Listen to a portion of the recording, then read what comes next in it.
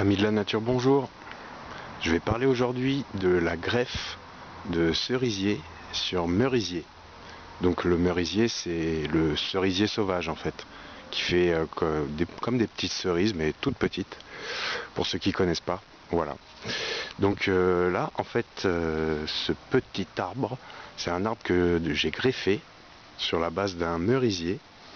Un merisier, en fait, j'ai fait autour de mon potager, j'ai fait une petite haie champêtre, donc j'ai de l'aubépine, du noisetier, de l'érable champêtre, et j'avais mis donc un merisier. Donc tout ça, ça a poussé spontanément et je les ai alignés.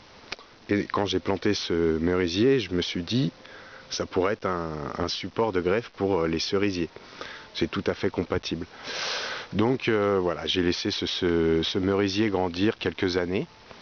Et j'ai eu l'opportunité de récupérer des greffons.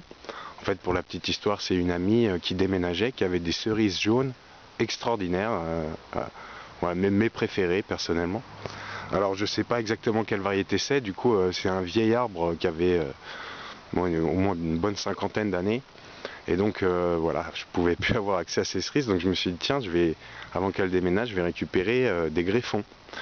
Donc l'année dernière, à l'hiver encore, c'était vers la fin février, j'ai récupéré des greffons avec des rameaux à bois donc sur ce vieux cerisier et je l'ai greffé à la mi-mars en fait de l'année dernière. Donc là il a 1 an et demi. Donc c'est une greffe en fente qui a été réalisée en fait.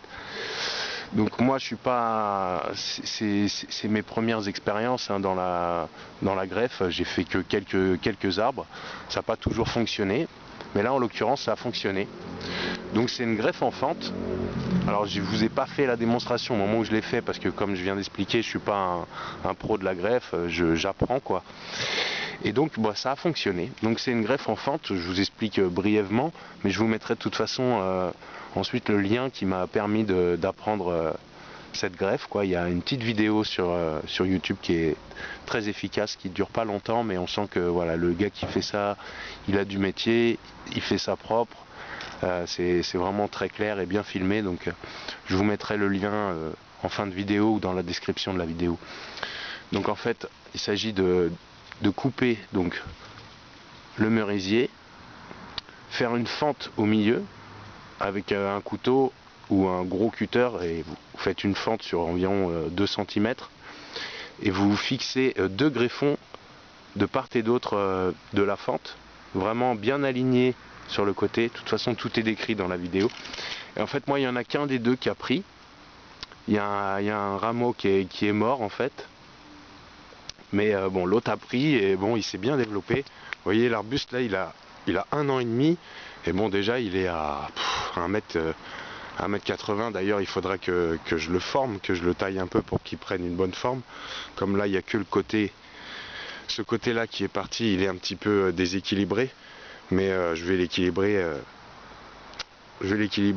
Et puis il va être tout beau quoi. Et même je vais lui faire de la place, peut-être j'enlèverai d'autres arbres qui sont à côté pour qu'il puisse s'émanciper et voilà, devenir un bel arbre productif. Donc là je pense que je pense que l'année prochaine il y aura les premiers fruits. Donc vous voyez, ça a vraiment bien cicatrisé. Ça en fait c'est du mastic à greffer, donc je pourrais l'enlever, mais je préfère attendre qu'il tombe tout seul. De toute façon on voit bien qu'il y a un bourrelet cicatriciel là qui est vraiment très propre.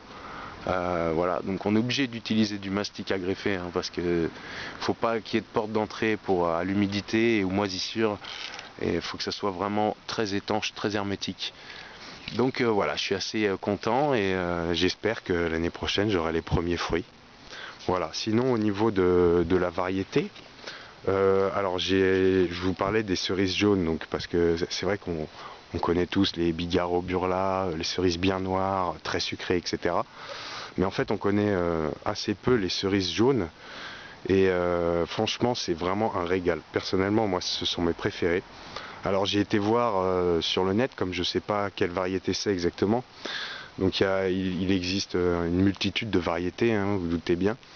Je vais en citer quelques-unes. Il y a Bigarro Stark Gold, il y a cerise jaune de Missens, Il y a Bigarro jaune Butner.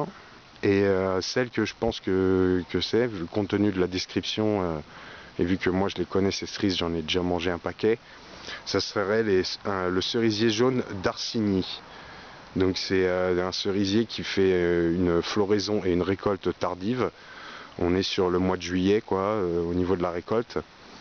Donc c'est vraiment les derniers cerisiers à donner, ça fait partie des derniers cerisiers à donner. Et les cerises sont décrites comme étant sucrées, fermes et croquantes. Et c'est tout à fait comme ça que je les jugerais. Et elles sont pas du tout acides en fait. S'il y en a qui redoutent l'acidité des cerises, bah, c'est cette variété qu'il vous faut. Donc cerisier jaune d'Arsigny. Voilà. Bon, a priori c'est celui-là, hein, mais bon, je peux me tromper, hein, il en existe tellement de variétés. En tout cas voilà, il est en forme, ce petit cerisier greffé sur merisier. Donc si vous avez aussi vous des merisiers dans le jardin, vous pouvez greffer. Mais même si c'est des vieux merisiers qui sont gros, vous ne pourrez pas faire une greffe en fente, mais vous pourrez faire une greffe en couronne par exemple. Ça marche très bien aussi. On a fait l'expérience dans un verger associatif et ça a très bien marché. Donc voilà. Donc c'était pour la petite histoire du greffage. Et vous voyez, c'est nickel. Longue vie à ce cerisier. Et puis n'hésitez pas à commenter, faire des retours d'expérience aussi si vous avez greffé, vous aussi. Et puis à bientôt. Salut, salut.